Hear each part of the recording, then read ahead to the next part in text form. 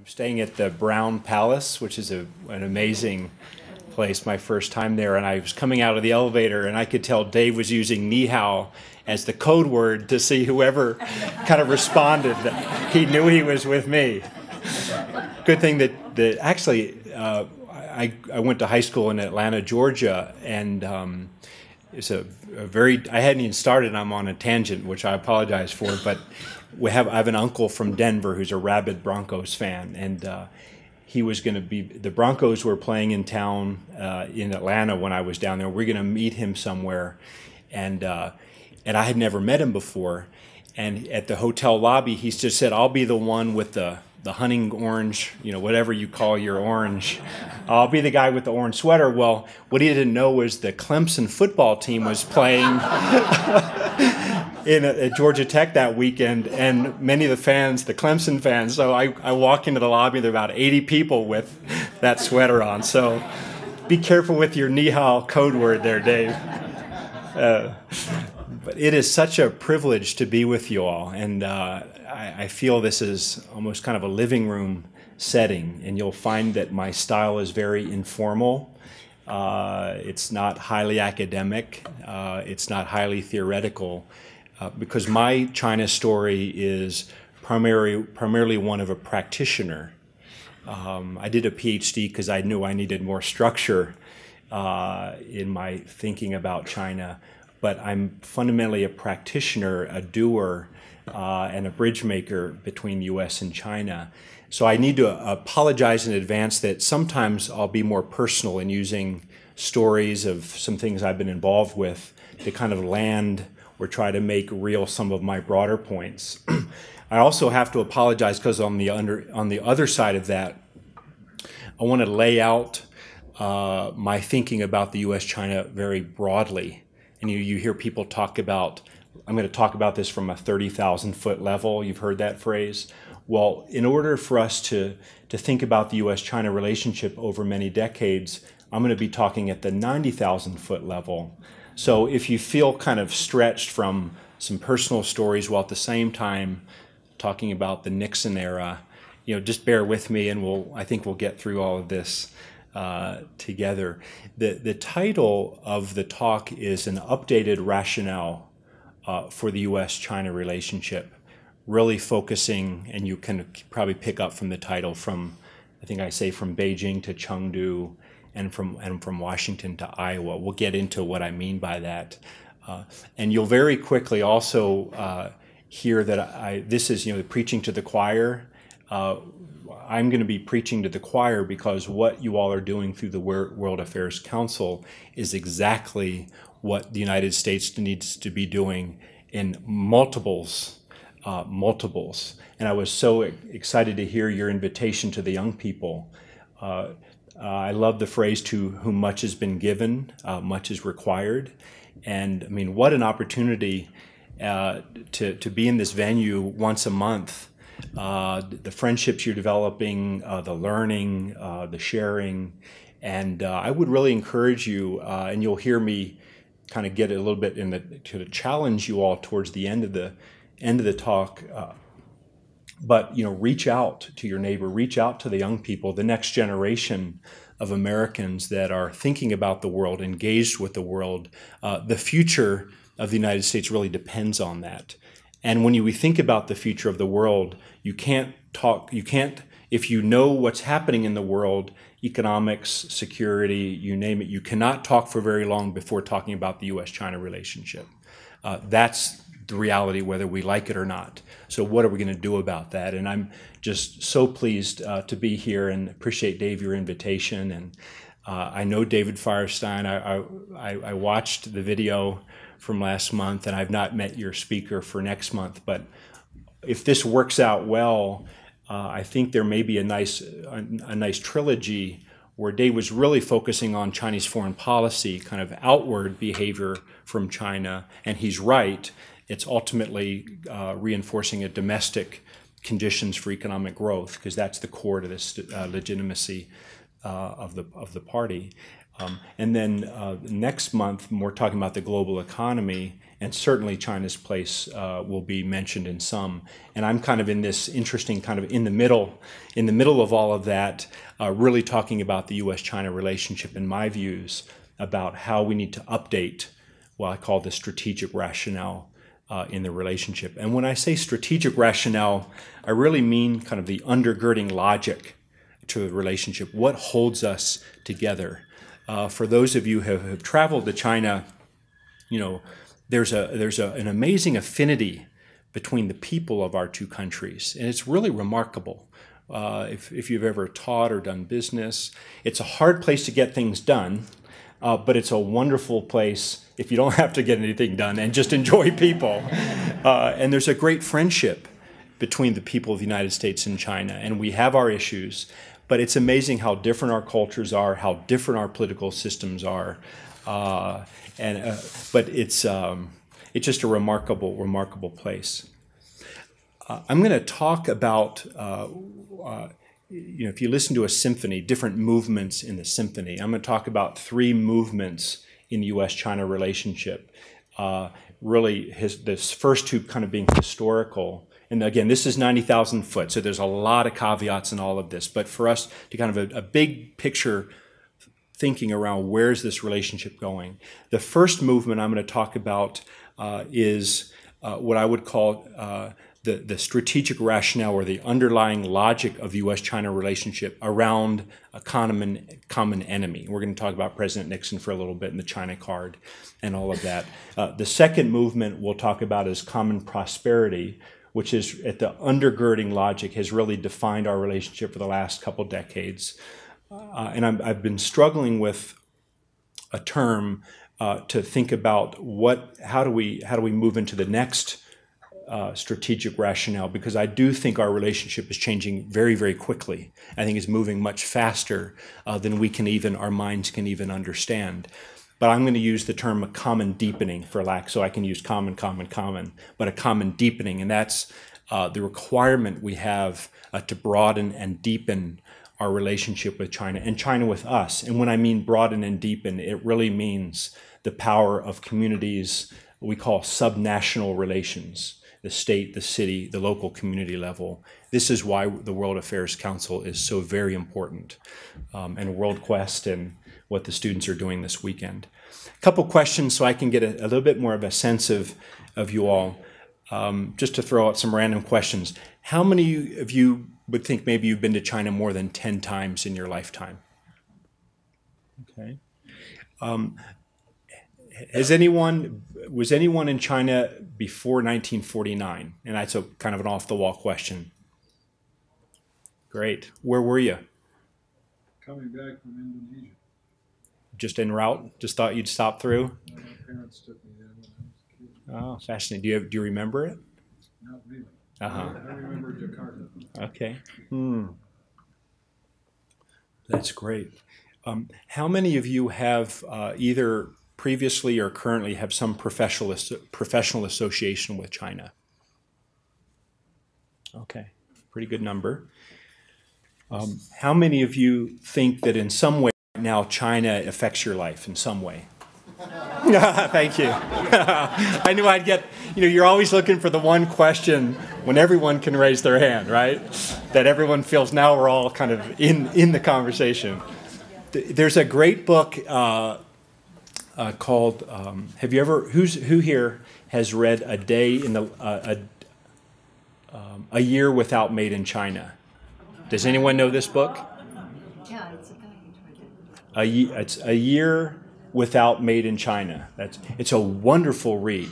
It's absolutely wonderful read by a freelance journalist, part-time journalist, a mom in, let's say, like Wisconsin or somewhere like that, and just not with any kind of ideological motivation. She had some young children, would notice that it seemed like everything she was buying said made in China, and without kind of we shouldn't buy from China, or we should, she just decided to go on a year-long experiment where her family would not buy anything made in China. And the entire book, and it's really well written, and it's a lot of fun. They had these various rules that ultimately, if someone gave you something made in China, so when they got around Halloween, you can't, so they were like, and they found her husband out there cheating, kind of, getting gifts from, the first time her little kid, they needed new shoes. You go to Payless, right? And the only shoes they could find were like $70 Italian shoes for their kids. But it's a great read that I'd highly recommend. But the relevance of China and when we talk about this third movement, China can no longer be a hobby for the United States. It can no longer be an option for us, not at the national level, but in Denver. I would maybe even argue, I don't know your area, but maybe even in the foothills.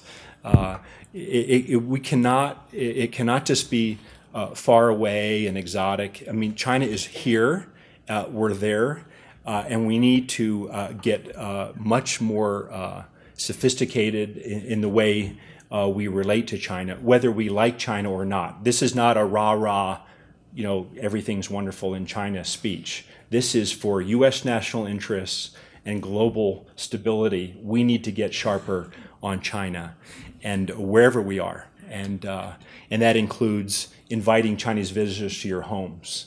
Everything you can imagine. Think about what resources, what assets do you have, and put them to use in engaging China. Well, let's start with that first movement to give a little bit of historical context. And I'm going to do my best to watch the clock here for us. And I understand y'all are an active audience, so we'll try to leave some time for question and answers. But the topic, this first movement around the really since 1949, that first period of the U.S.-China relationship starting to come back, which then led to normalization in 1979, what we call the common enemy as the undergirding logic in the relationship. It's not fair to ask this kind of question, but does anyone remember the cover of Time magazine in March 1972? I don't see any hands. That's okay. The nice thing, you can go back tonight and Google it and pull up images. March 1972 cover of Time magazine. It said the Nixon-China Odyssey on it. And there's one picture, it's like a collage, and there's one picture of President Nixon with all these children around with the bouquets. There's another picture of Richard Nixon shaking Chairman Mao's hand, and there's Zhou Enlai, and there's the Great Wall. And the China card, China was the great success of Nixon's diplomacy. What was interesting, in 1967, in Foreign Affairs, in that journal, when he was running for office, he put down a marker which, in retrospect, we know became kind of his rationale. Nixon was very hard on communism and very hawkish and very critical of folks kind of being soft on communism. So it was very interesting in a 1967 article in Foreign Affairs, he put down a marker for what later became a support for him to engage China, albeit around this common enemy. I'm going to read you a three-line quote from that Foreign Affairs article. It's a good one. He says, "We simply cannot afford to leave China forever outside the family of nations, there to nurture its fantasies, cherish its hates, and threaten its neighbors. There is no place on this small planet for 1 billion of its potentially most able people to live in angry isolation." Right? So President Nixon then recognized the advantages that could accrue to the United States by exploiting the Sino-Soviet rift, and we see how all that played out. But again, the undergirding logic in the 70s, and that really continued through normalization in the late 70s, Ford, Carter, and then even Reagan, who was very hard on communism, as we know, but that first phase, or that first movement, called the common enemy. We then, again, and all this is overly sympathetic, and these movements overlap much more than as I seem to describe them. but this shift towards common prosperity. With the Soviet Union no longer really an issue, we started, as our economies started to become more integrated and people started to travel more, more exchange, we began to see that a relationship with China is in the interests of our countries. And I know David talked a lot about national security and foreign policy, but underneath all of that, the beginning of trade and exports and all of that began to drive the relationship at a fundamental level. Again, all the other issues, the important conversations around human rights, of course, the tragedy of 1989 in Tiananmen Square, a lot of drama, a lot of debate, but undergirding that was a common prosperity. I have some numbers which show how that kind of evolved, and that is trade, or U.S. exports and Chinese exports. It's pretty interesting. It'll give you a sense of the dynamic that in 1990, the U.S. exported $5 billion worth of merchandise to China. In the year 2000, $16 billion. And I'm referring to this second movement really leading up to the financial crisis of 2008. So really kind of a 20-year period, the 90s and the first decade of the century. So we had U.S. exports to China, $5 billion, $16 billion, and by last year, $110 billion of U.S. exports to China. That's a real ramp. Chinese exports to the United States during that same period, 1990, 15 billion value products coming this way, 100 billion by the year 2000, and last year 410 billion. And if you're a congressman, that concerns you, right? Because you're talking about the trade deficit and all of that means, but the ramping of that economic relationship. We know that relationship between countries is not simply products and goods, although that's important, but the exchange of people, students is always a great way to kind of measure that. In 1995, there were 40,000 Chinese students coming to the United States. In 2010, there were 150,000 Chinese students here in the United States at all levels. And what's interesting now, in the early days, you really saw it really only at the graduate level, but you're really seeing this explosion of Chinese students coming at the undergraduate level, that's an interesting dynamic in itself. U.S. students going to China, in 1995, there were 1,300. I was a student in China in the 80s, and there were probably just hundreds at the time, which is interesting to be part of that cohort. And last year, about 14,000 American students to China. There's a very interesting initiative that President Obama and President Hu kicked off about 2 years ago called the 100,000 Strong Initiative, which is actually a wonderful initiative. 100,000 strong meaning the aspiration that the U.S. over the next 4 years would grow the number of American students or Americans going to China from this, say, around 15 or 20,000 at current to 100,000 over the next couple of years. And it's a very interesting initiative that we've been supportive of. But anyway, I'm getting a little ahead of myself because this last 5 to 10 years we start to blend in to what you'll hear about this accelerating complexity.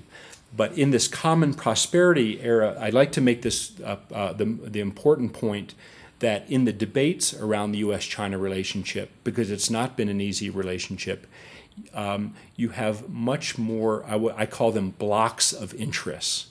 Does anyone remember in the late 1990s, there were a lot of debates in Washington about most favored nation status, which then they changed the name to permanent normal trade relations, because these guys in Washington, please. But the reality is MFN, most favored nation, it was actually a normal trade deal. And whoever came up, well, we know where that MFN came up, and there's an interesting history there. But in the late, and I was around D.C. and China at the time, and in the late 90s, and this is illustrating the point, then this second movement of U.S.-China relations, I'm calling common prosperity, and in developing exchange, those debates around the U.S.-China relationship, and this was also true in China, were much more, I'll call them respectfully, simple debates. Simple meaning in the MFN debates, it was the corporate lobby and all of business basically lined up together. and then you had the human rights lobby on the other side, all basically lined up together. And that's, our world was more simple at that time, even though it was only a little over 10 years ago. But these two blocks arguing in a fairly kind of binary way, should there be trade with China or not, essentially. And of course, all the interesting diplomacy around there with at the time President Clinton and then President Bush, after that. But that all leading to China entering the WTO. But the point being, in the second movement, and really the heart of my comments is going to be on this third movement. But again, the second movement is a rapidly growing relationship between the U.S. China, an increasing realization of our mutual prosperity, our own American prosperity is tied to China, and there's opportunity there for a growing relationship, particularly in the economic sphere, but also people to people and all of that. But the debates and the dynamics around that were fairly simple, and I like to think of them as blocks. In China, it's very similar types of debates. A lot of debates leading into China's entry into the World Trade Organization, which had entered, what was the year? I guess they're just at their 10th year anniversary. So about, 2001, but it took a couple years to lead up to that. There were significant debates about, would China give away too much if they entered to be a member of the World Trade Organization? Because, for example, their textile industry or their agriculture industry were seen to be potential losers in the WTO, which mandates different types of tariff levels and such. Call it the reformers within China really saw the path to the future of China was to really be more open, even if there were costs. And also, by that point, the blocks of interest within China that did not want to be more open were really kind of locked in. And so, at the time, Premier Zhu Rongji and others like him really used the WTO as an external kind of hammer to push reform more internally. And so anyway, the idea of the second movement, kind of reform, pushing, but pretty simple arguments. What this has kind of led to is, and I'm going to read a quote from that Secretary Paulson wrote in Foreign Affairs right in 2008, but really up to the financial crisis, this deepening and all, but we're about to get to what I call a significant shift. We're in that now, and I want to describe it and then say, how do we respond to it? I worked at the Department of Treasury. I'd not worked in the U.S. government before. I've just worked on China since the 80s in different types of work at a think tank at Johns Hopkins and a bunch of years over in China. But I had the opportunity to work, as Dave said, with Secretary Paulson, or for Secretary Paulson, at the Treasury Department, and he created what was called, or is called, the Strategic Economic Dialogue. It was a great innovation in U.S.-China relationship, because what Hank Paulson was seeing, he was the chairman of Goldman Sachs for about 10 years prior to going to the Treasury Department. And talk about a traveler, he visited China, I think his number was like 70 times in 10 years when he was with Goldman Sachs. Now, it's a little different when you have your own plane and you get on after dinner and you sleep and you wake up for breakfast and you come home. For those of you all think about that on your upcoming trip to China. A little different. But nevertheless, someone who is clearly committed to understand China, engage it. He came up with the idea of the need to elevate, this is at a political level between Beijing and Washington, to elevate the political conversation between the U.S. and China and bring diverse interest in. Prior to the SED, the Strategic Economic Dialogue, being created, there were many, many bilateral dialogues between our various government agencies. So the Department of Energy has a very robust dialogue with their counterparts, the Environmental Protection Agency with theirs, and all on down the line. As the relationship started to get more complex, and that's what we're going to get into here pretty quickly, many issues are really cross-department or cross-ministry issues. And Secretary Paulson came up with the idea, created it, and I got to be part of the team where every 6 months we had 7 to 9 cabinet secretaries from the United States traveling to China or hosting their counterparts in Washington. And we had a table that they found that NATO had used that was about 80 feet long, made out of wood, that could accommodate all these cabinet secretaries and ministers from both countries, but getting everyone around a table and talking about the strategic, economic, and security issues of the future in the U.S.-China relationship started to be the answer to this shift I'm going to speak with you about. Towards the end of the administration, when we were there, we had a very small team. It was a lot of fun. There were just 3 or 4 of us on this SED team, and we recommended, and Secretary Paulson went along with us, to author, for Secretary Paulson to author an article in Foreign Affairs, because in 1967, President Nixon had that one line. So I'm going to read you a short couple sentences from Secretary Paulson's article in Foreign Affairs on the U.S.-China relationship, which was the attempt to really lay out for the public in a fairly rigorous way. Foreign Affairs is a great journal. In a fairly rigorous way, in case you are wondering, this is what we're trying to do through the strategic economic dialogue. And I read this because it gets to, again, this concept of common prosperity. And there'll be a little bit of an echo in some things you hear from this. Just about 2 or 3 sentences. And this is from the fall, I think it was September or October 2008, Foreign Affairs, Henry Paulson.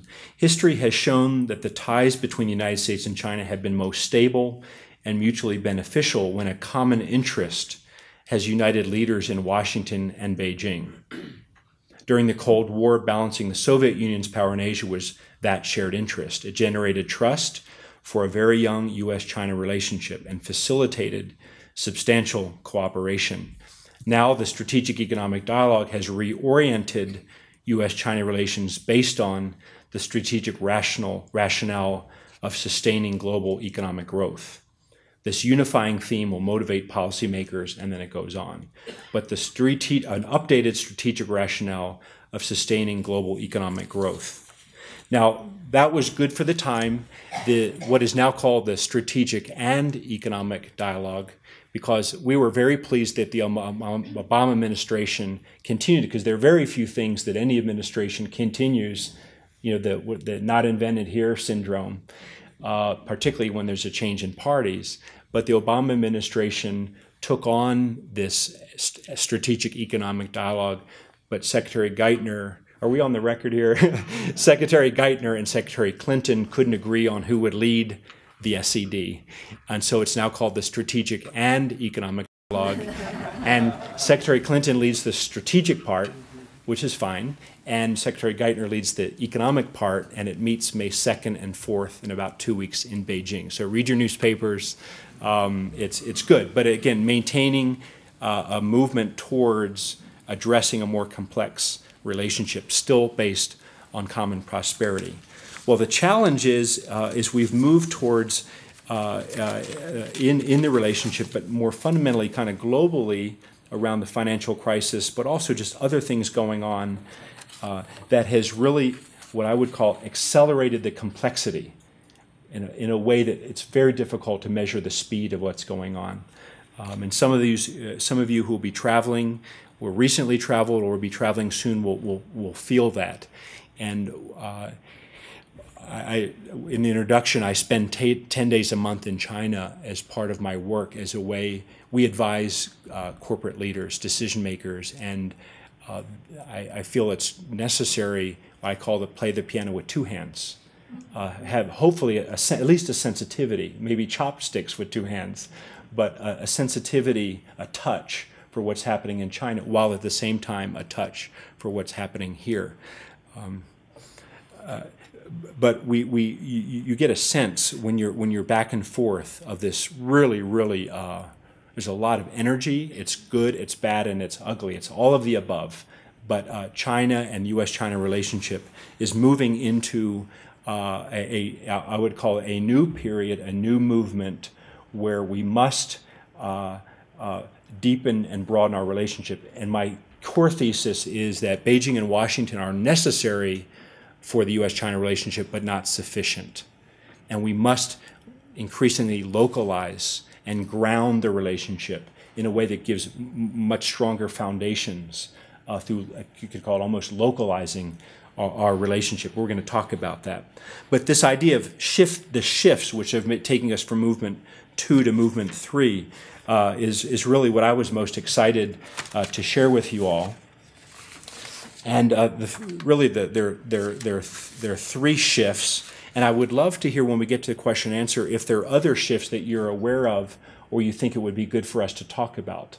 But first of all, the shift of just rapidly convergence of our economies.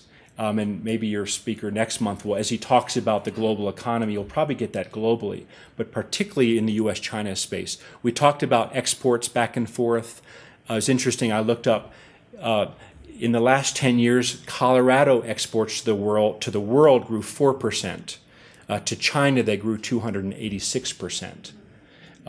But the economic integration between our two countries, it's financial, it's investment, and I want to tell you, just to give you a factoid, there's a big push now on, China has all these reserves, currency reserves, and they're sitting on a lot of, not just dollars, but, and so what to do with that?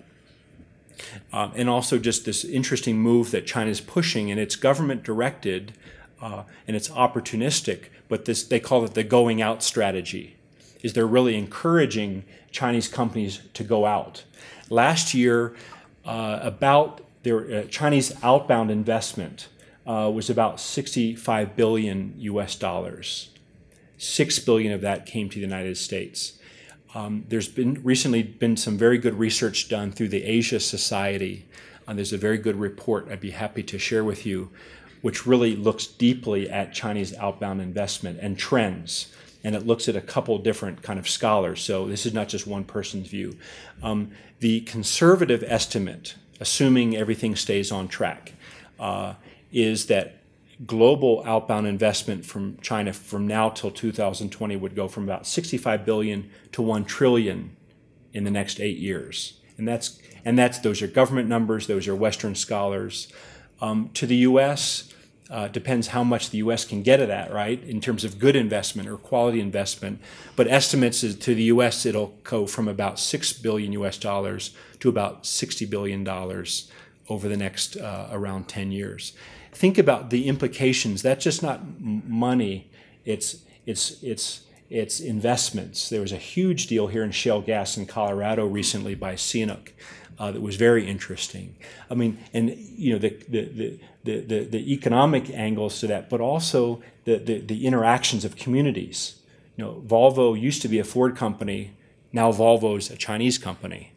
Now they've done it well. So far, I wish I had a Volvo, but it's very interesting how China is investing globally. That will rapidly accelerate our integration between U.S. and China, and I would love to be here for the speaker next week to hear about global integration of our economies. We hear about, and these are kind of some random thoughts just to prove the point of this first shift of the rapid acceleration of the complexity and economic integration between our two countries. Another, of course, is the rising middle class in China. That really depends on how you measure it, but the scholar that I kind of trust says there are about 124 million though in the middle class in China. That's second in the world after the United States. But the interesting figure there is that in China, that makes up 12% of their population. There's a lot of upside on how that can go. And as China, they've been talking for the last number of years, but I think it will start, probably start to see it kick in more, but moving towards a economic growth model that's much more consumption driven in China and trying to get less dependent on exports for many obvious reasons. But all of that, and when you travel to China frequently, and a number of our clients work in that space, so I had the privilege of kind of looking at this in very real ways. You're talking to the CEO of a company who's looking at what does the Chinese consumer look like. You're going, whoa. Steinway is a client of ours. They're not able to make a piano that's expensive enough to outprice, these newly wealthy Chinese people, let alone all the conservatories of music being built around the country. It's just very, very interesting. So the first shift, where you've gone from this kind of blocks of economic interests to rapidly accelerating kind of explosion and diversification of economic interest, is leading to more and more complexity in U.S.-China relations. The second is also very interesting, and I'll just kind of touch on it so I don't take up too much time, and that's what I call the fragmentation. The first is kind of a convergence of things. The second is a fragmentation of interests. Remember I talked about like the MFN debates where you had kind of two big interest groups. I know a number of U.S. congressmen who would describe themselves as wanting to be constructive in the relationship with China. And one of them a couple months ago was telling me he can no longer rely on the U.S. business community as a bloc to support him. More and more and it makes sense as the investment relationship becomes more and more normal, industries will look more at industries, and they're not going to just defend the U.S.-China relationship for any reasons. And China has significant intellectual property issues. So, but you're looking at a fragmentation of U.S. interests as we relate to China. Even in the human rights space, which is so important, you have a fragmentation about various views about how do we advance an agenda in China that really supports the Chinese people. Some are much more kind of hawkish on that and just say, we shouldn't be talking to China. And others do a lot of capacity building and training and are very, very engaged. So from the U.S. side, looking to China, a real fragmentation of how we think about China. On the Chinese side, and this is very, very interesting, is the fragmentation of just what's going on in China really writ large. And when you travel around China, you'll see that the growing inequality gap between the wealthy and the poor in China is creating all kinds of issues. And I lived in the poorest province in China for 2 years, about 10 years ago, doing research to try to really live among the poorest of the poor and understand China, what I call from the bottom up and the inside out. It was a writing fellowship. It was wonderful. But what the poor, most of the poor in China, who for the most part are getting absolutely better off, are relatively getting farther away. So you know how those things work. But the migrant labor friends that I have are not as concerned about the disparity gap in terms of material terms. What really ticks them off is the opportunity gap, right? Where there are not enough entry ramps into opportunity for them. And you see the government, and some local governments are better than others, but social services, education, healthcare, there's some great stories of progress there, and overall they're doing better than they were 10 years ago. But anyway, interest groups around that. We were chatting, Dave and I were chatting earlier. China did I think on all accounts, a remarkable job in weathering the financial crisis. This is a time where their type of political system worked to their advantage, and that's the ability to command resources and mobilize resources very quickly, which was really key to their success in moving through the 2008-2009 that period. But one problem, though, is some people call it a hangover, where they empowered the state part of the economy so much that there's a kind of an overhang of momentum of state power in the economy. And medium and longer term, that's not a good thing. That's not going to take China to where they need to be in a much more robust, part of their growth model. They're trying to become much more innovative, really develop talent, and all of those things. So these interest groups, but it is, I tell people doing business in China, you got to put your mouthpiece in and your it's a mixing of analogies, but the mouthpiece in and the seatbelt on, because China's a contact sport, and beyond all the nice banquets and the Maotai, it's a rough place. I mean, China is in the middle of their industrial revolution. It's the jungle, as the famous novel described. But particularly, if any of you are more have a scholarly bent, kind of interest group politics is the best methodology to look at China right now. You know, these big state-owned companies, many of these CEOs of these big SOEs, state-owned enterprises, are minister rank. Not many people tell them what to do. So this fragmentation of interest, which really goes throughout society, is fascinating. The demographics, the aging population. In China, you know, it's very interesting when you talk to young people. They're very clear. They call it the after 90s population or the after 80s population. If you were born after the 80s, you're in that decade, you're one type of young person. If you're after 90s, because again, China's been moving so fast that you're having this really divergence of styles and tastes and all of that. So it's quite interesting. So we have kind of in this new movement of rapidly accelerating complexity in China, in the United States, and what that means for our relationship. We've got kind of this economic piece. I call what writ large a social kind of interest group piece. And then thirdly, and this kind of puts the afterburners or the steroids on all of this, and that's technology. It's remarkable, not just what's happening in the United States, but even more remarkable what's happening in China. I have a few figures for you, but if you would indulge me, I'd just have to tell you a story.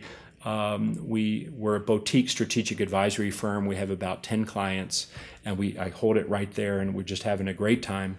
And one of the firms is the largest solar company in the world from Arizona.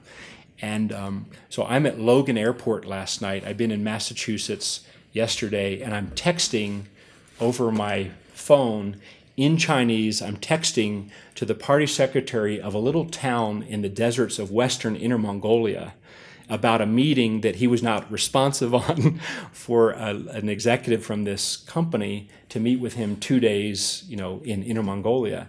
And I was like, I can't believe I'm sitting on a plane on the tarmac of Logan Airport, texting over my iPhone a party secretary, a guy named Party Secretary Amu, in this little town in the deserts of western Inner Mongolia. That's the world we live in now. And that's just me, you know, it's incredible.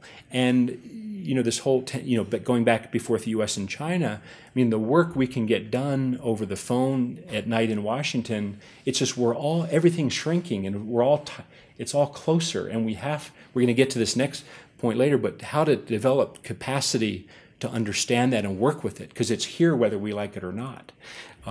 Around this technology and the whole social media, the really scary thing of cybersecurity, if you all pay attention to that, it's really scary, and I could really scare you with some stories if you'd like later. That's in the bonus time. We're going to try to get through the talk first, but you know, social media, the conveniences, the internet, smartphones, and some numbers which really will help drive this home. In China, they call it Weibo, or their microblogging, which is the equivalent of their Twitter. There are 24 million Americans who use Twitter. In China, there are 500 million people who use their Twitter. Okay? Think about that one on the ride home tonight. In the United States, last year there were 500 million Facebook accounts globally. That many people use the internet in China, just within China. So 500 million basically microbloggers in China, another 500 million that use the internet, compared to 206 million internet users in the U.S. And 140 million. I'm sorry. Yeah, 140 million Facebook users in the United States. But you can see, just hopefully those numbers give you a flavor. And it's very interesting because what does a government system, the Communist Party, which fundamentally is about, it's a one-party authoritarian government who ultimately wants to stay in power, but also needs to accommodate and desires to accommodate. How do you manage all of that? And I'm sure we'll talk about the Bo Xilai incident in the Q&A, because you all are well-read China followers. But how do they turn and turn off? Remember, in China they call it the Jasmine Revolution, or in the Middle East, what do they call it? what's that? Arab Spring. And there are ways that they censor, like the microblogging. Sometimes they just shut the whole portal down for a while, but otherwise like if Dave Evans in Chinese was written like with these three characters, they have a way where they can, anytime those three characters pop up, they don't get through. But because with Chinese characters, there are a lot of ways where you can use different characters that sound like Dave Evans that gets through. So anyway, and people will always win. Technology ultimately will not win. And it's just very, very interesting. What's also interesting with that, I've worked with a number of companies that have gotten in trouble in China. And it's very interesting. We tend to think about China as a kind of a monolithic, kind of in-control place. And the role of the media now, and the role of social media in bringing pressure on businesses or on the government, not just kind of jokes, but serious pressure on environmental issues, as an example. Environment's a huge problem in China, air quality or various types of environmental issues. But in some ways, it's a very positive development, is technology. Recently, there's been in the news that, I don't know if it's gone into effect yet, but up until recently, you could register one of these microblogs without your name. You could just call yourself Crazy Horse, and you'd be good to go. But I've heard they were getting close to actually saying, you have to say, Dave Evans, that's your name. You have to identify yourself, which is how all that shakes out will be interesting. But this technology, both within China and then outside of China, it's really injecting a new dynamic into the public discourse, both domestically and within the U.S.-China government. So, to keep things simple, there's these kind of three shifts of these economic issues, social, and technology. And the result, again, just rapidly accelerating complexity in our relationship. And the different people, while we're through our own struggles, I saw a survey by Pew about 3 months ago, whereas there's increasing concern across the average American about China as an economic threat. Is that an opportunity or is it a threat? It's a legitimate question. Sometimes it's a threat and sometimes an opportunity. You want to make sure you're trying to be on the opportunity side of that equation, but our general population is feeling more threatened. And part of that is, I think we could say, you can make an argument, but I think part of it's our own concerns about where we are, and it's kind of a projecting our own concerns onto that equation. Recently, there was a report written by Brookings calling about strategic distrust. I don't know if any of you all saw that between U.S. and China. I know the people who wrote that, and I respect them, but I think it's too simplistic to characterize the relationship as if you want to get to a strategic rationale around distrust. I think it's thankfully much more complex around that, and it's too simplistic to move that way. There is certainly aspects of distrust that characterize our relationship, particularly in sub-segments, military to military relations, cybersecurity, and as an American, I do believe we do need a very strong foreign policy towards China.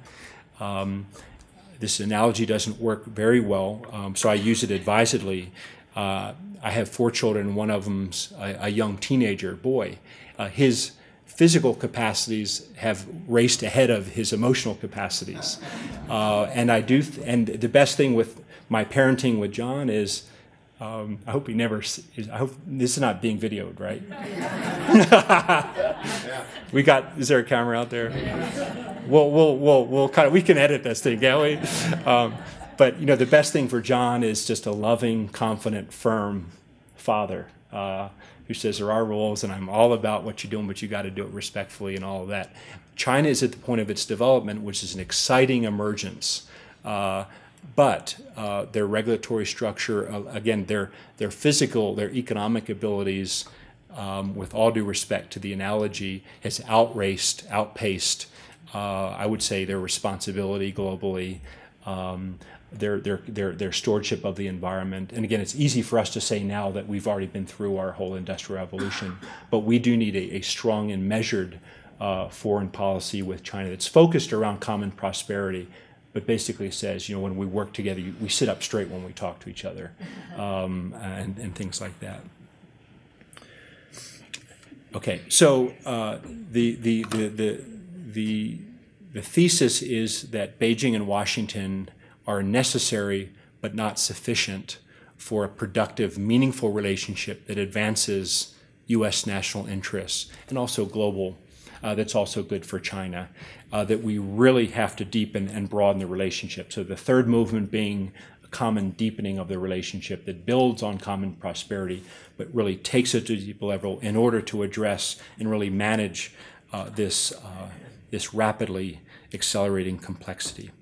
And before we open it for question and answer, I thought I'd tick off 4 elements that I think about around this localization or deepening of the relationship. As you can tell, I feel very strongly, this is not just kind of theory, but it really is critical to the United States going forward and the U.S.-China relationship. As I said earlier, China can no longer be a hobby for the communities around the United States, and it's really not an option any longer. So then what do we do at the World Affairs Council at Foothills? What do we do at Denver University? What do we do at the community colleges? What do we do in Greensburg, Kansas, this little town that I love? How do we think about this, and how do we step up our education efforts? There's a lot of great stuff going on kind of organically, a lot more travel. There are a couple million Americans that went to China last year. There were 800,000 Chinese that came here. One thing we did during the strategic economic dialogue was push a number of very big deliverables. One was to set up or put in permissions for more and more nonstop flights between U.S. and China. We supported the Department of Commerce in a tourism promotion agreement, which would facilitate U.S. tourism companies to promote American tourism in China. And there's a lot of stuff happening organically. This 100,000 strong program is I think Colorado State has an amazing amount of programs, if I did my research correctly. But there's a lot going on. But I want to speak to kind of four quick ones. One is we've got to really, and this is where I'm really preaching to the choir, because this is exactly what you all do, is deepen our understanding of China, not as we imagine it to be, but as China is and how it's going to be in the future. China's moving so quickly that some of the more senior people I know in Washington, the China they talk about and relate to it's no longer around. And some of those folks have a tremendous influence in U.S. policymaking. So deepening understanding about China in a way that really equips our communities. Part of that understanding is best done through travel. There's really an explosion of congressional travel and staffers to China, which is great. People to people, back and forth, but deepening understanding and doing everything we can to further that. And that's why I was so encouraged by your comment about, how does the World Affairs Council, I see some young people back there, how do we reach to the next generation? And as much as this is a wonderful one evening a month with you all, and what a great audience. I did realize upstairs that the speaker's not the draw for your coming. I know it's the view. I got the message. I'm clear on that. But how do you all take this great thing you've got, and what are the right way to reach out and expand kind of the deepening of understanding in your community and your circles of influence? That's the first step towards building these bridges. Number 2 is, I'll call them skill sets. Really equipping Americans across the board towards learning how to effectively work with China. Whether you're in politics or you're in business, you're in education, how do we really equip each other to do that? And there are a lot of ways to do that, both large degree-wise, but also training-wise seminars. It's quite important. Language. Before, in the 80s and 90s, you could kind of get a job in China as an American if you spoke the language. One of the exciting things is now that's kind of assumed and where I counsel young people is really focus on whatever you're most passionate about. If you're interested in hospitality management, or I mean, Sean Marbury, the NBA former star, totally reignited his career by going to play in the Chinese Professional Basketball Association. I mean, whatever your passion is, pursue it with excellence, and then apply it to China. It's not good enough anymore just to be able to talk about the Qing Dynasty and say ni hao and xie xie. How do we really equip each other and push each other in our communities to do that? Thirdly is, I call it organizing for success. This is more structural organization in our communities. Last Thursday, I had lunch with a minister counselor for commercial affairs at the Chinese embassy in Washington. It was just kind of a general, he's a friend, and we get together every now and then just to kind of compare notes and what's going on. And it's interesting, he's on point. Remember, I talked about earlier this Chinese investment coming to the United States. He's on point through the embassy to identify communities around the United States who would like some investment. That seems like a pretty good thing on face value. It's always the devil's in the details.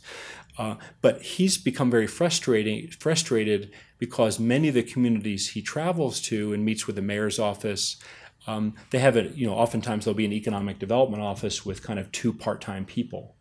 And I know that offices are sometimes much more significant and robust. There's some great stories, but on average, local communities are not organized for success when it comes to attracting, landing, and executing inbound investment, as an example.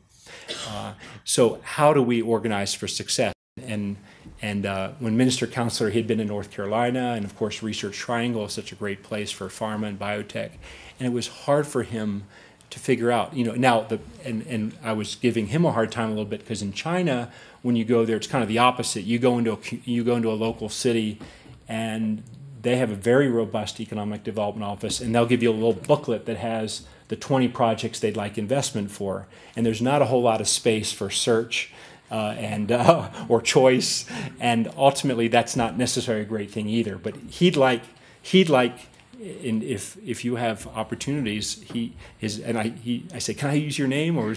But Minister Zhang Xiaogang, he said, find me a community where the local government has projects who wants, and I'll put them in the pipeline. And so how do we organize for success, the state level, the city level, even on our smaller communities? And it's not just business, but how do we engage, and how do we organize a little bit more systematically so we can really support this U.S.-China relationship in a way that's really adequate? And then finally, is really very much related. Beijing and Washington, necessary and very important, but no longer sufficient. The increasing burden around for governors, mayors, and civic leaders is very important. I had the privilege about a year ago, and it's, again, some things are moving. The Western Governors Association has taken the lead in a U.S.-China governors dialogue, and that's encouraging. A year ago, January, a U.S.-China mayors dialogue began. They kicked it off in Seattle. About 40 U.S. mayors went up. Late June, that U.S.-China mayors dialogue will visit. They'll have a meeting in Nanjing. I had the privilege of briefing the U.S. mayors before they went to Seattle, some tips on some things, and great folks, these men and women. And the challenge was, it's great to show up to the dance. Remember the sock hop in 8th grade? It's great, but how do you dance once you're in the room? And we had a meet, in the photo ops, and when you've had meetings with Chinese, you feel great, and that Chinese friends are such wonderful hosts, and so there's that wonderful warmth. But when it comes to getting things done, and then we had another call a month after they got back from Seattle, and very few had really been able to advance an idea that everyone was so kind of hyped about while they were in their seminars. So, and there are no easy answers for that. But number one, it's a responsibility of our leadership at all levels to organize for success. And there are these pieces around economic development offices and such. One thing that's come into my mind is I think at the local level, I think there are two tracks we should probably think about. One is how do elected government officials, the mayor's offices and such, how do they really prepare themselves, really have someone who's a strong China person or real globally adept at investment. We've known that for years that's important. Alongside of that, because elected, one of the nature of our systems, folks are coming in and going out quite quickly, so it's hard to have that sustained engagement from our local governments. In parallel, but not in substitute, but in parallel, have community leaders, again, the World Affairs Council and other organizations, a committed core in the local communities who are reaching out to the Chinese in your communities, who are traveling to China for whatever reasons, but are kind of the civic leadership who are going to say, I get China, I'm committed, and we got a little team here that's going to stay on this. And then figuring out what's natural in your community. That's really powerful, and I think is a very nice complement to the local government. A couple years ago, I spoke at a World Affairs Council in South Dakota, and it was in December, and the wind was blowing like that. They had to get some farmer to take me to the airport with some really heavy pickup truck that he had.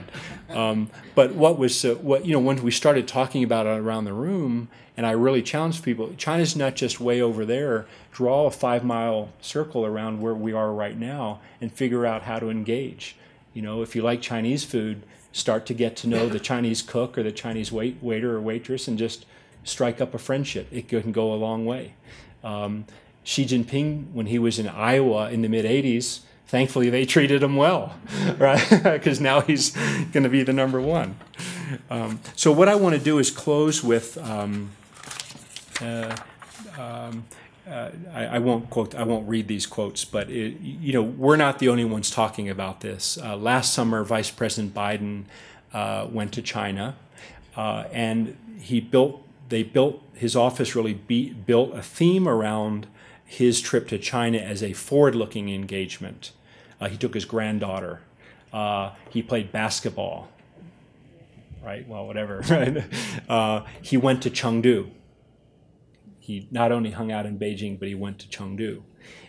Vice President Xi's return visit here in February was the reciprocal visit. And Hu Jintao did the same thing 10 years ago. Xi Jinping's trip in February was his soft rollout as China's future leader. Hu Jintao did the same trip when he was vice president 10 years ago. Hu Jintao, I heard that it was his own idea to go to Iowa in addition to Los Angeles and Washington. And so I feel like I'm not alone, and I know there's an army of folks out there, both in the U.S. and China, that are really feeling that going forward, we must move, in addition to Beijing and Washington, really empowering our local communities. And it's exciting because that all of a sudden we're all participants. We're not just looking at Washington and Beijing, and it's absolutely necessary for our relationship going forward. So I think we still have some. Yeah, we've got, not a whole lot of time. I'm sorry, but I guess we'll open it up. China about their financing our debt. Mm-hmm. In other words, they're giving us money and we're giving them paper. And how does that apply in China? Mm-hmm. Yeah, one would think it's all upside for China, but it's actually creating significant problems for them as well. We've got a bad habit. They've got a bad habit, and it's creating significant economic distortions within China as well. So what you're seeing is they're moving towards trying to diversify that a little bit, but they won't do it. I'm not an expert on this area, but my guess is for them to kind of just immediately have a major sell-off, that would be suicide for them. It would be bad for us, but it would be kind of mutually very destructive. But over time, you see a lot of talk about the internationalization of the RMB, more and more capital account convertibility. So you're seeing China over time wanting to be more diversified. It's also part of their kind of global economic positioning to do that. But this is all, such a structural problem for them because they've been so dependent on exports, and that ties into them wanting to shift their business model to more consumption. We have another question in the center. Yes, the United States has long had a Monroe Doctrine vis-a-vis the Caribbean, and China has a big interest in reuniting with Taiwan. Is it time for the United States to back off and let them exert their own sphere of influence in that region, or are we going to just stand behind Taiwan until World War III breaks out? Mm-hmm. Yeah, what's interesting in the cross-strait relations, there's the history of the three communiques and all of the the 70s, 80s, and 90s. What I think fundamentally of and I'm not representing the U.S. government, but the fundamental position of the U.S. government is that it needs to be solved peacefully. How that's done, it's up to them as long as it's done peacefully.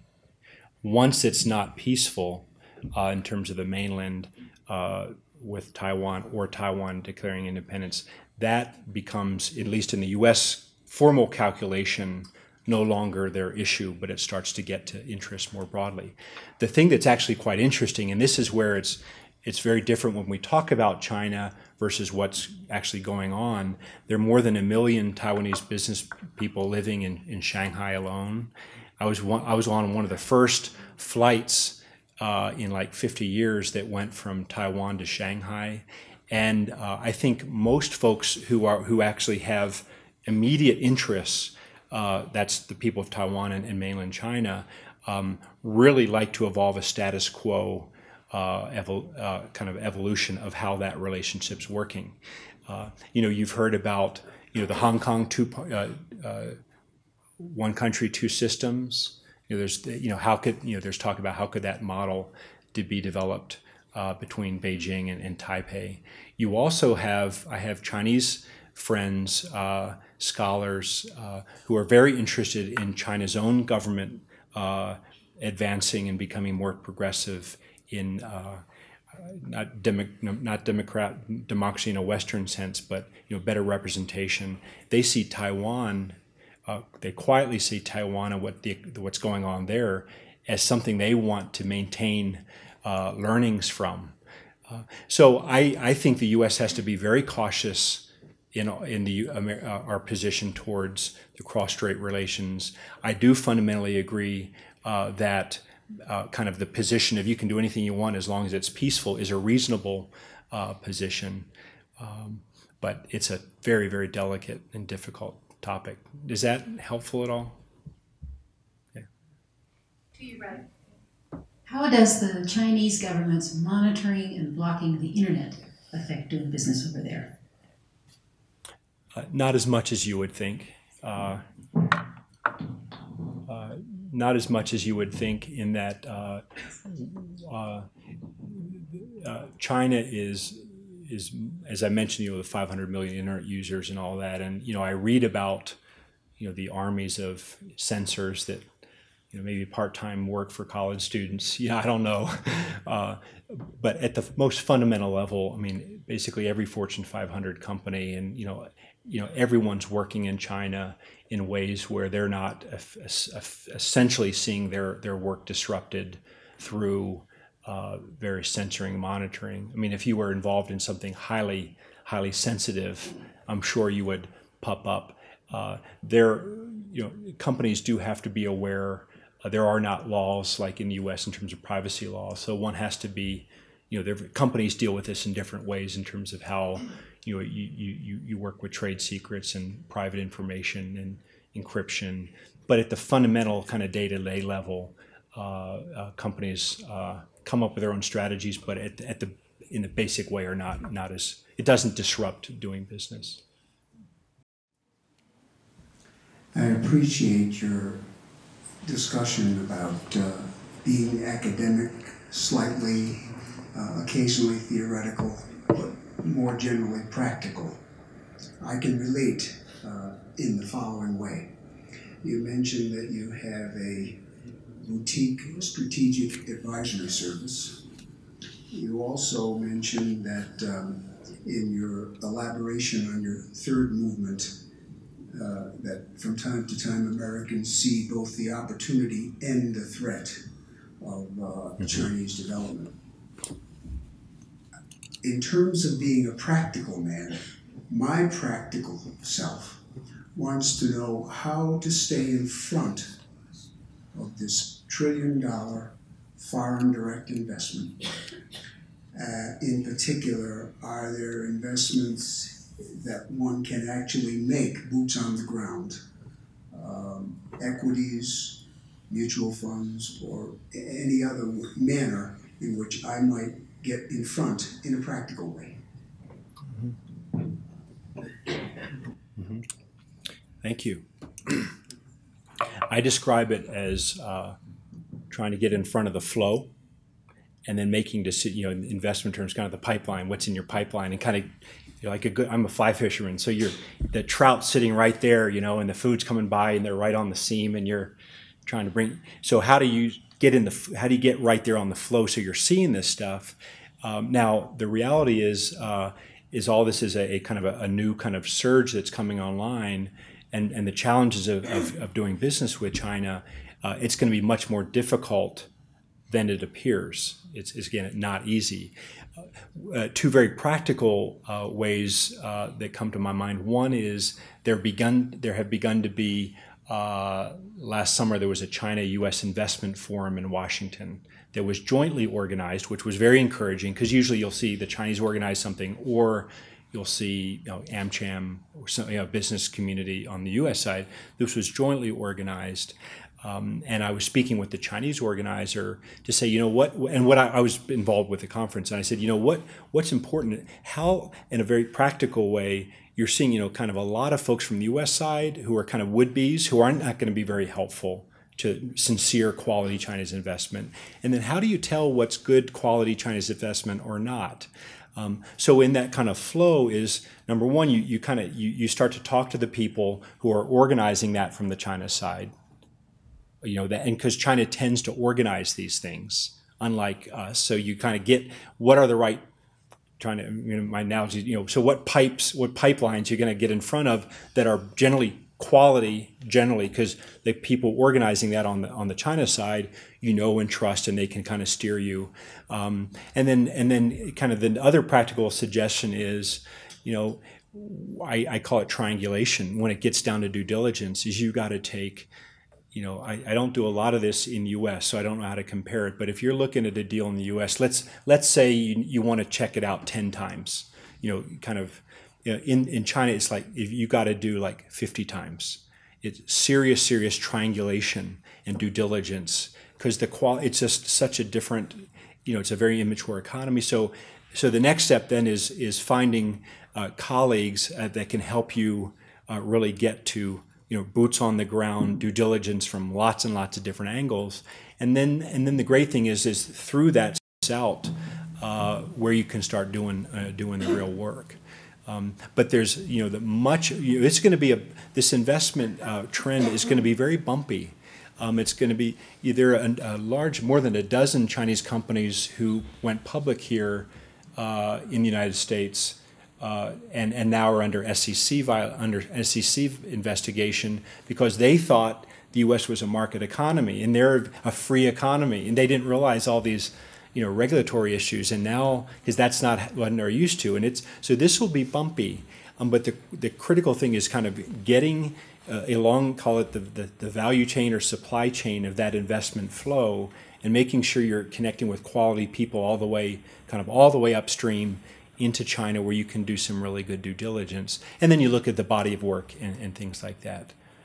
So. I've got a question on the far side here, and then we'll have time just to take one more, and we'll try to get over here on the east side. First, I'd like to say that I definitely agree with you, the fact that we have to educate our youth when it comes to this, because it's a really important point to make. But my question to you is that with the increased tensions between the U.S. and North Korea, does that, in your opinion, going to affect the common economy between the U.S. and China? So kind of basically what's happening in North Korea and how that affects the U.S. and China? It kind of depends, according to what Dave just laid out for us with the second stage is denial. Well, it might be okay. I think well managed. This is one issue, North Korea, where at the most fundamental level, our interests are very much aligned between U.S. and China, and I think Dave spoke about this last month. Things differ after that. China wants a buffer on the North Korean peninsula, so they would like a stable kind of regime, and they'll prop it up, and we know all about how they do that. The U.S. would be much more interested in kind of a democratically, and there's all the historical issues there as well. But the Korea Peninsula is an issue where the interests are more aligned than they are not, and much more on the security side. Of course, the human rights aspect of that is very important as well, and we have a responsibility in terms of the people there, and you have a lot of North Korean refugees that go into northeast China. But on this issue, I don't think it's the type of issue which almost by default would derail the relationship as long as it's managed pretty well. And it basically has, but the whole wild card, though, of what actually North Korea does itself is another question. But I'm not as concerned with the U.S.-China relationship as it relates to North Korea. Our final questions in the same. I would like to hear your thoughts about the Bo Xilai incident and whether or not his lawyer wife is going to be executed. Mm-hmm. Yeah, it's very, very interesting, isn't it? I was talking with a friend of mine last week who really is the world expert on elite politics and kind of knows this stuff better than anybody. And he said a couple things. One is we didn't talk about Bo Xilai's wife, but his views were it's probably a 90% chance that Bo Xilai would be in prison for a long time. What the more interesting story, and it's all, speculation. But what is more interesting is what does this, and this is a real important issue for China, is we'll call it the Bo Xilai incident. What does this do in terms of China, where is right now? They have their leadership succession end of this year. This whole issue of their own economic growth model, and there's really not a consensus, when it's actually played out in terms of what's happening with the economy, the fragmented interest groups in the state-private economy, where China, like most governments, or probably all governments, tend to be reactive in nature, right? They're passive, and then when something kind of makes them do something, or it triggers something, then they coalesce and they move forward. The hopeful scenario is that, and this is what my friend told me, is that the Bo Xilai incident there's a high degree of possibility that it will actually be a type of shock to the leadership, that they actually become more consensus-oriented around reform and around a path forward, because kind of Bo Xilai and they call it the New Left movement is very much kind of a throwback. There's some good more egalitarian and all this kind of stuff, kind of a leftist version. But what I look for example, the WTO is an external pressure that helped China, and Chinese government leaders will tell you, really helped China become much more integrated in their national system. On their own, it would have been very difficult to become more international, but to call it a shock or an external force, the Bo Xilai incident creates kind of an internal shock, if you will, and my friend says rather than likely kind of significant factional kind of fallout, we have kind of implosion among the leadership, what it looks like most likely is this will actually kind of stimulate the leadership to be more unified and say, what vision do we want? Do we want a Bo Xilai vision, or do we want a vision which is more reform-oriented? But then again, like I was talking about, it's very difficult for Beijing to move the country. I don't have any views in terms of his wife, but I think the leadership, as they've already seen, they could have brushed over this, but they're taking this very, very seriously. and so whatever the punishments meted out. But I'm what the key thing is, those of us following China, is what does this mean in a large, what does this put in play in a larger level in terms of society and that. So, let's be hopeful that this has a positive effect. But China's in a tough, the growing pains of China, the evolution of their political system, I think we sit out here in the United States in this kind of economy going this way. China is very much in search of itself at the social level, as a political system, and it's, we wish them the very best in evolving through the system so they can be good to their neighbors, have good. But right now, I think back to my teenage son, and through this period of maturing. So I'm hopeful that the Bo Xilai incident actually helps the leadership kind of make a very firm statement around what kind of country they want to be going forward. But it's very, very challenging. So that's a long answer to your interesting question. We want to thank all of our members and guests for joining us tonight, and please come back on May 15th for our final